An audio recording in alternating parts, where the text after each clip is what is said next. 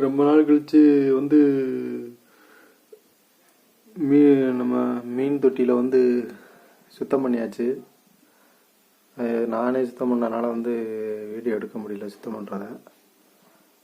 அது கூட அந்த இதுவாக இருக்கிறது வந்து அது கூட இந்த நோய் தாக்காமல் இருக்கிறதுக்காண்டி ஒரு ஆயில் சொல்லியிருந்தாங்க, கெமிக்கலு. முன்னாடி சொன்ன மாதிரி மதுரை ஒத்தக்கடையில் பண்ணையிலேருந்தே வாங்கினதேன், அவங்க கொடுத்ததேன். ஒரு 3 ட்ராப் மட்டும் விட சொன்னாங்க. நான் ஒரு ட்ராப்பு சேர்த்து விட்டுருக்கேன், 4 ட்ராப்பாக.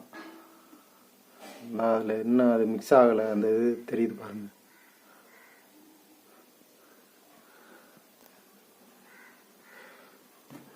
போட்ட உடனே வந்து நம்ம க்ளீன் பண்ண உடனே வந்து மீனை விட்டுறக்கூடாதுன்னு சொல்லியிருக்காங்க.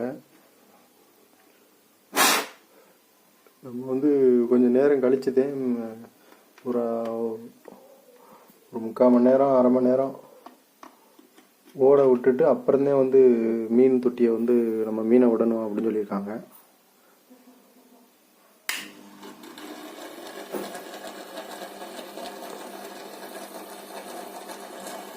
இந்த இப்போ மிக்ஸ் ஆகிறது தெரியும்னு நினைக்கிறேன் உங்களுக்கு.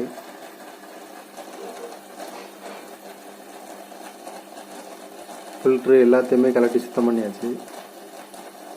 அதே மாதிரி அந்த ஃபில்டரில் வந்து கீழே அந்த பாஞ்சு இந்த மாதிரி இதுகளை மட்டும்தான் சுத்தம் பண்ணணும், மேலே உள்ளதுக்குள்ள ரொம்ப சுத்தம் பண்ணக்கூடாதுன்னு சொல்லியிருக்காங்க. கல்லுகளையும் ரொம்ப கழுவக்கூடாதுன்னு சொல்லியிருக்காங்க. அதேபடி செஞ்சாச்சு. நம்ம மீன் பூரம் இங்கே இருக்குது.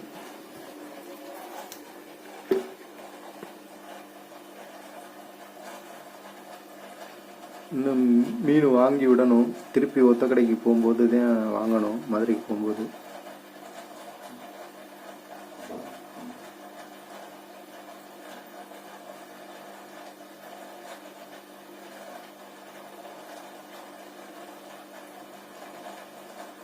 ஒவ்வொன்றா கொஞ்ச நேரம் ஓடட்டும்ட்டு கொஞ்ச நேரம் கழித்து காமிக்கிறேன் பாரு. 3/4 மணி நேரம் ஆயிடுச்சு. நம்ம எந்த மீன் சிக்குதுன்னு பார்ப்போம். சிக்கிறத எடுத்து உள்ளர போட்டுருவோம். 2 மீன் மாட்டிடுச்சு.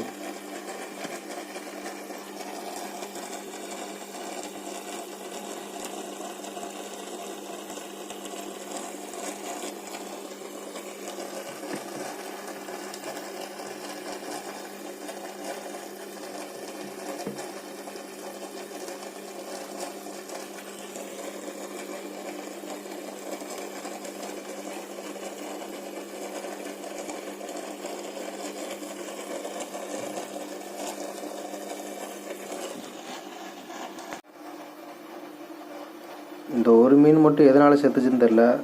எதுவும் அடிபட்டுருச்சா இல்லை என்னன்னு தெரியல. அந்த ஒரு மீன் மட்டும் இறந்துருச்சு. மாற்றுறதுக்கு முன்னாடி நல்லாத்தே இருந்துச்சு. ஏதோ இது வலை எதுவோ பட்டு எதுவும் வச்சா இல்லை என்னன்னு தெரியல.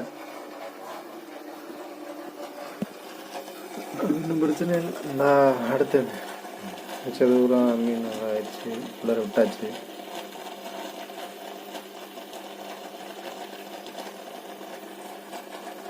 ஆனால் முன்னாடி மாற்றினதோட எந்த மீனுமே சாகலை. அதுக்கு முன்னாடியே ஒரு 3 மீன் புதுசில் இறந்துச்சு. அதுக்கப்புறம் எந்த இதுவுமே இல்லை.